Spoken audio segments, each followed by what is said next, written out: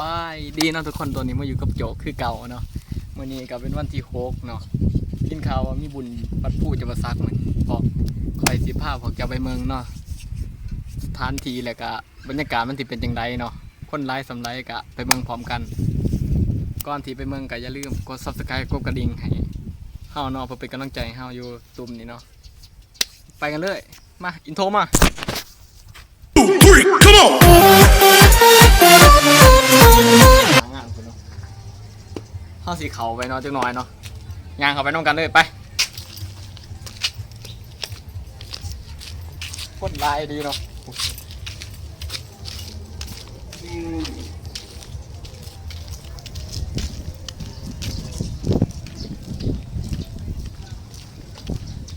ตัดเลยบ่มาเลยนำมาเลย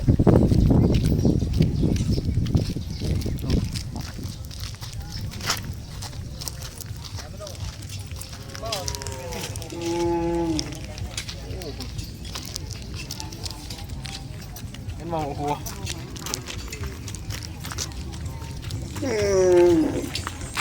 ถ้าหนูจะมีการขายเครื่องเนาะ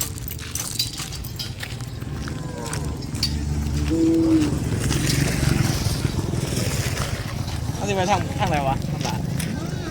เดี๋ยว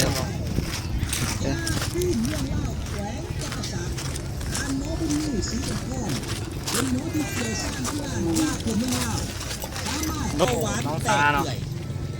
ยาปัวประสาทลอยมึนเอามาผ่า ตายังเขาไปไหนหมดแล้ว ยาปัวกระดุมคอกระดุมเส้น ลายดีเว้ยหานคล้ายเครื่องคนกับพวกท่านลายเป็นลายเนาะสวงนี่เพราะว่ามันเป็นสวงบายแต่ก็มันหอนเนาะ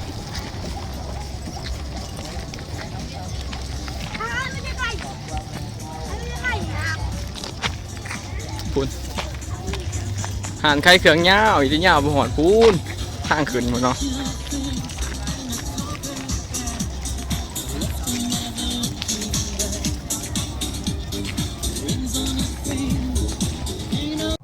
ทุกคนทำมาหอดทางขึ้นเลยเนาะไปขึ้นไปนำกันเลยไปทำมาสามารถเป็นถูกที่สามารถถูกคอความแขนนะแหลนเป็นแหลนเนาะยังไงสามารถถูกคอความแขนเอาไว้เป็นเด็กๆไม่นำบทรอบประจักษ์บัตรโก้เพราะระบบกระปัดกระกองขอรับรุ่นนะมาจากวัดผู้เป็นมาจากวัดผู้มาจากทางใต้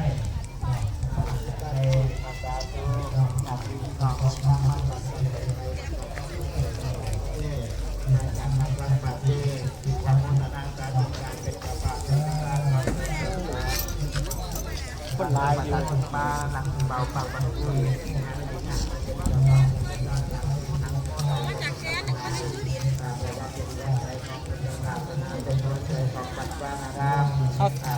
เข้าสิล่องเขาไปไหนเนาะมันสิมี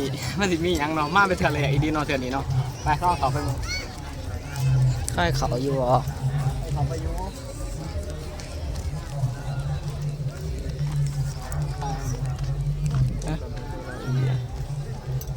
ไปนำมาเลยทุกคนนำมาเลย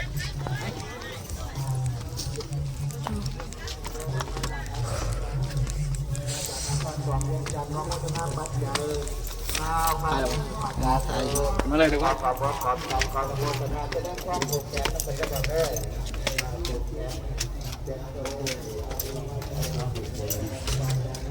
่ายดิถ่ายอยู่บ่ถ่ายดิทุกคนทำมันน้ำมัน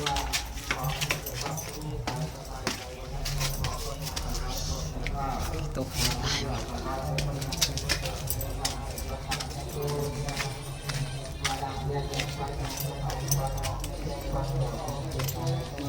ใช่ทุกคนเป็นท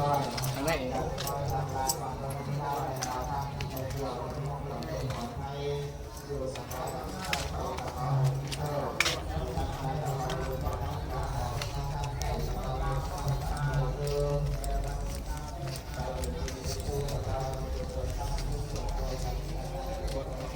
ถ้าจะไปเอาไม่เจอวันนี้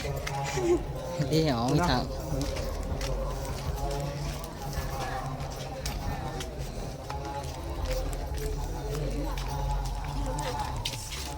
เ ที่รู้เป็นทางออกแม่นดีกว่าแม่นดีกว่าแม่น โมเมนเนาะ แม่นแม่นทางออก ทางเก่าขึ้น ทางฝุ่นต่อทางฝุ่นเป็นไปเท่ากันเลยเนาะไปทำมา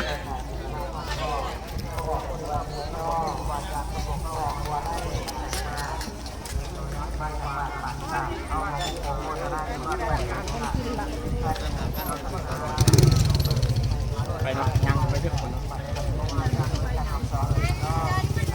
ใช่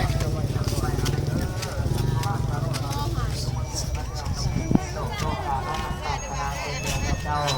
บุญกำลังเจ้าให้รับหนุนเจ้าปรารถนาบุญแรงไม้นี่คนที่ สีบูซ่าอันเท่าไหร่ พี่ซีผ่านซ้อมมัน อ่ะ ใจเราเด้ง ไปทุกคนไปบูซ่ากันไป เสียงก็บอกว่าผู้เป็นศพเป็นไข้แล้วบอกเลย ย่างย่างย่าง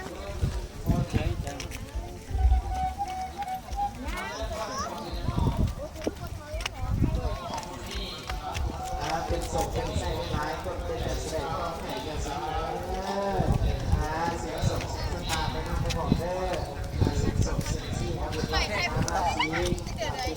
เป็นยังไงที่ไหนเป็นยังไงบนว่าสิมาเข่าไม่ได้สิมาเมื่อ มันปังกองบ่ มาเข่าเป็นตัวแทนรักษาว่าเป็นไงถ้าเห็นหน้าที่เป็นยังไงราคาเป็นยังไงทำไมอยากดูมา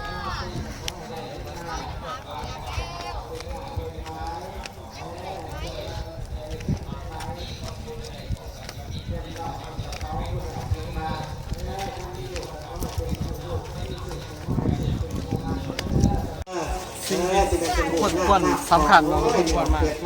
เสียหลงไหมนุ่นเท่าไหร่กันมากับเพลงทักซี่และขอพรเนาะไปครับ การทุกวันยกใส่เก่าเข่าสิมาภาพมโนเท่าเด็กเนี่ยนุ่มยังสาว มีผิวขาวสวยงามสื่อมิตรตาหน่อยภาพมโนเป็นคนเถ่าไม่เล่าเป็นคนนมภาพหน่อยเช็คเกิดสิตาขึ้นมาเสนอมันว่าแต่ก็ตามมาหน่อยสัทธาโยมไม่ไงฮะโยมไม่ไงเขาซื้อว่าจังไดในใบเนาะ ไปขึ้นไปเฮา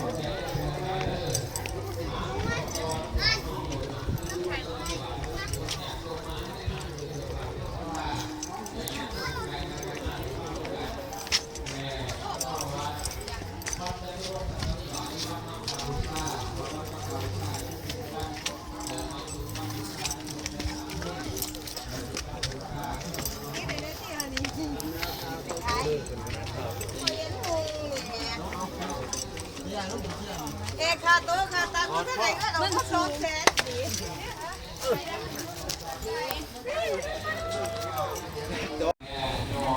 เข้าขึ้นมาหอดเทิงเลยเนาะโอ้ยางขึ้นมาประมาณสิง่ายพี่น้องยางขึ้นมาประมาณสิง่ายงูกันเลยให้เข้าเมืองข้างมาเท่าขึ้นมาเนี่ย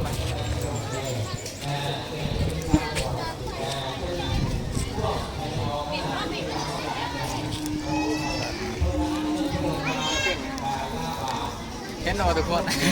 ทุกคนสั่นเลยสั่นเนาะไปเมืองต่อเลยเนาะไปเนาะปฏิภาณยางไปเถิงเนาะมือกองเข้าเมืองเดี๋ยววันนี้เขาจะเป็นคนจับกองเองเนาะไปเลยปุ๊บ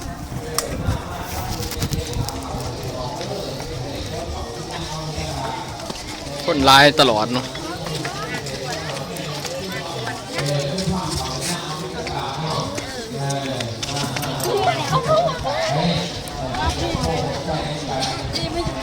โอ้คนติดใหญ่ด้วยฮะได้ใส่หัวใส่ไปให้คุณจุ๊บปุ๊บขอมือเนาะโอ้พันวะ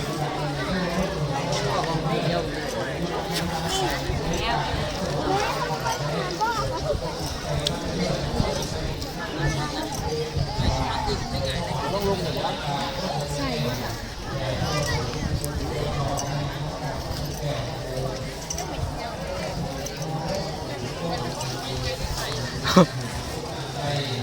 บิ๊กใหญ่เนาะพี่เนาะเน็ตไอดอลละเอาเข้าเราใส่ละเข้าละเข้าละ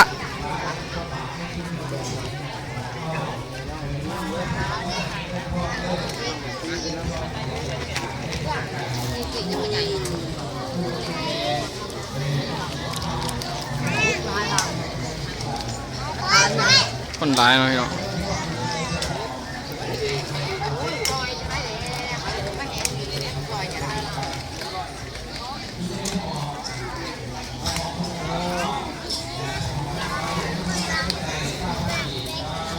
มาไม่ดีเนาะพี่เนาะ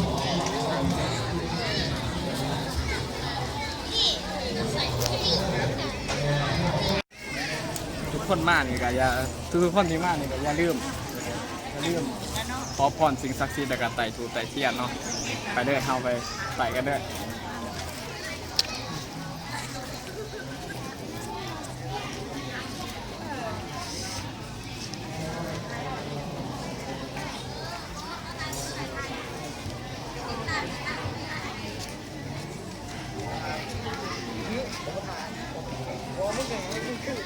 หมูติด ใส่แล้ว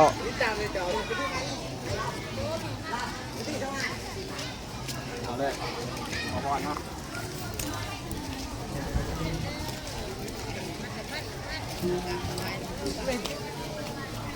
แบกเลย